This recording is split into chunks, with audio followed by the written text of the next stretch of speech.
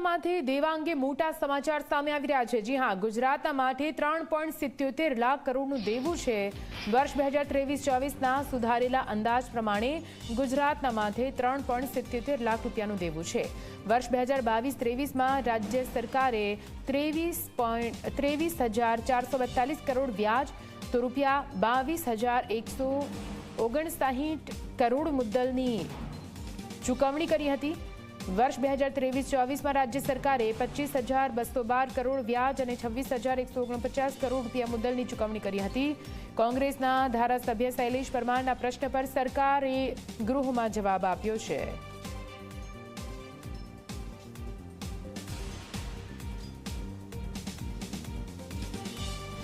2023-24 में जे जाहिर देवुं छे 3,77,962 करोड़ है।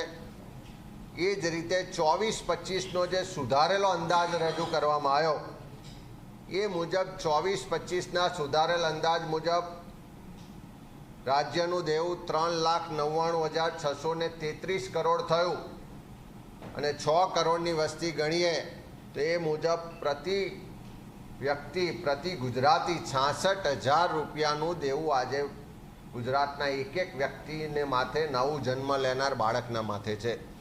ए ज रीते 2025-26 नो जे अंदाज रजू थयो ए मुजब देवुं वधी अने 4,55,537 करोड़ थशे।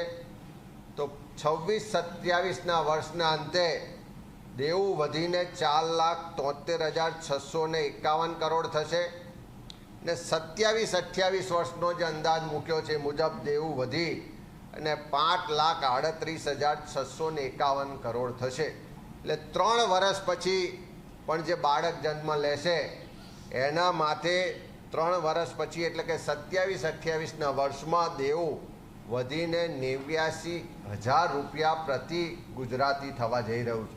છેલ્લા 2 વર્ષમાં જે બજારમાંથી કે રાજ્ય સરકારે લોન લીધી એ નાણાકીય સંસ્થાની લોનો છે, બજારમાંથી લોન લેવામાં આવી છે અને કેન્દ્રીય દેવું છે।